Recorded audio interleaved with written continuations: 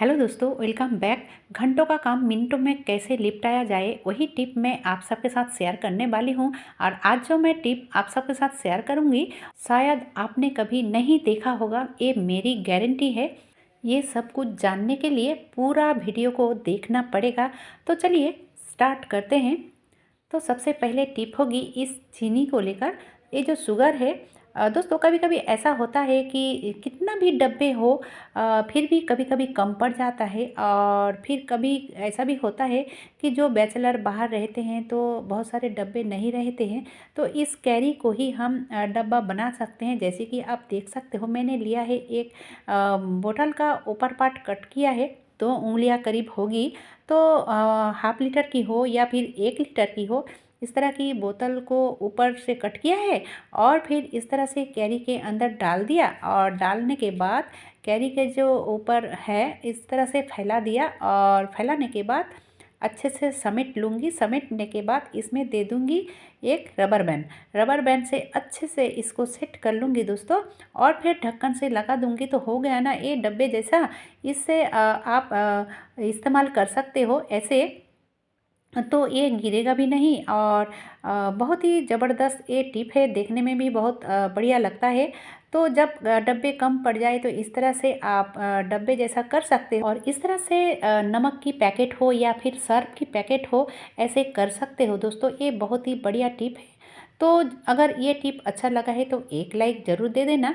बढ़ती हूँ दूसरी टिप की तरफ। तो दूसरी टिप होगी, जब हम इस कोई भी डब्बे में कुछ रखते हैं, अगर पूरा फुल हो जाए तो हम ये जो स्पून है अंदर नहीं जाता है तो कैसे रखें।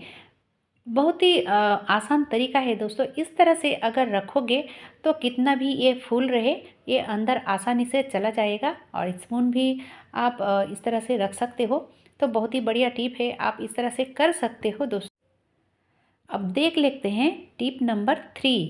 तो जब हम रोटी बनाते हैं तो इस तरह से जो कंगन हो या फिर चूड़ियाँ हो, बहुत सारे औरतें बहुत हाथ भर भर के चूड़ियाँ पहनती हैं। तो अगर हम इस तरह से आटा गूंथते हैं तो चूड़ियों में लग जाता है और छुड़ाने में बहुत दिक्कत होती है, क्योंकि रोटी बनाते बनाते ये सूख जाता है दोस्तों। तो बहुत ही आसान तरीका है। किचन में अगर एक रबर बैंड रख दोगे इस तरह से मोटे जैसा, तो ये देखोगे कितना भी चूड़ियाँ हो या फिर कंगन हो, ये नीचे उतर के नहीं आएगा, यानी कि आटा में नहीं लगेगा।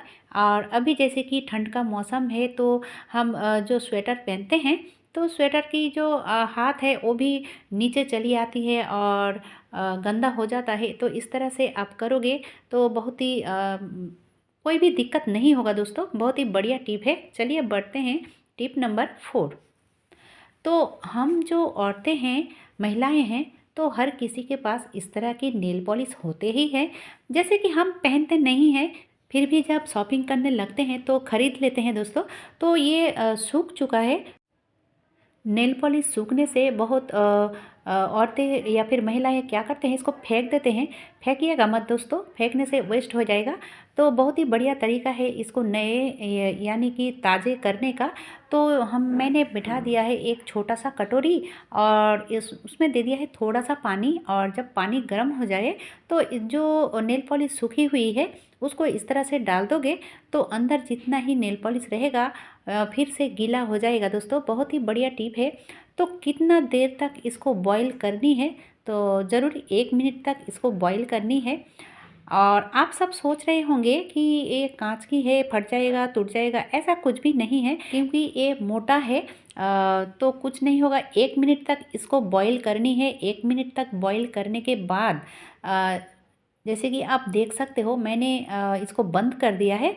और बंद करने के बाद इसके ऊपर ही यानी कि पानी के अंदर ही और 1 मिनट तक रख दूँगी। तो 1 मिनट मैंने बॉईल किया है और 1 मिनट इसी तरह से गर्म पानी में रख दूँगी। और रखने के बाद इसको उठा लूँगी दोस्तों।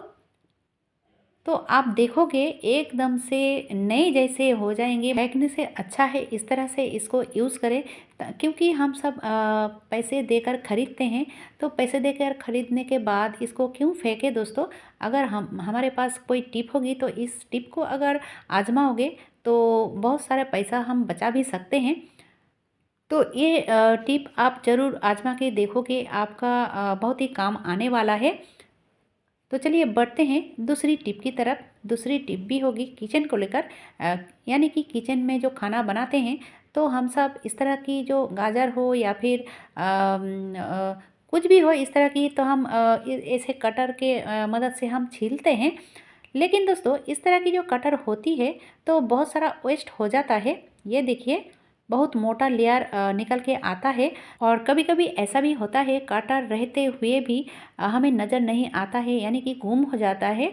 तब हम क्या करें, तो इस तरह की जो टीन की ढक्कन होती है, छोटे छोटे दवाई की हो या फिर किसी की भी हो, जो टीन की ढक्कन होती है वो बहुत ही पतले होते हैं, और इस तरह से ना बहुत ही आसानी से हम इसको छील सकते हैं। तो सिर्फ गाजर ही क्यों, इस तरह की कोई भी सब्जियां हम इस तरह से छील सकते हैं दोस्तों। बहुत ही बढ़िया टिप है और ये कोई भी कर सकता है, छोटे बच्चे या फिर जो बुजुर्ग है वो भी बैठे बैठे ये काम कर सकते हैं। तो जैसे कि आप देख सकते हो मैंने लिया है आलू, तो आलू को भी इस तरह से छील सकते हो। अगर आपके पास इस तरह की बड़े ढक्कन है तो आलू छीलने में ज़्यादा अच्छा रहेगा। इस तरह से रगड़ोगे तो बहुत ही आसानी से ये छिल जाएगा, और ये कोई भी कर सकता है। जैसे कि मैंने अभी भी बताया छोटे बच्चे भी ये कर सकता है। तो चलिए आलू छीलना तो बहुत ही आसान है, हम तो स्पून के मदद से भी छील सकते हैं। लेकिन अगर इस ढक्कन की मदद से छीलोगे तो ज़रा सा भी वेस्ट नहीं होगा। तो मैंने लिया था एक हनी का जो छोटा जार था उसी का ढक्कन लिया था। अब लाई हूँ बंद गोभी। 1 मिनट में 5 किलो बंद गोभी काटने का आसान तरीका, वो भी बिना छुरी चाकू कटर कुछ भी नहीं लगेगा दोस्तों। पहले तो गोभी को इस तरह से पीसेस में कर लूँगी, यानी कि एक गोभी का 4 पीसेस करनी है।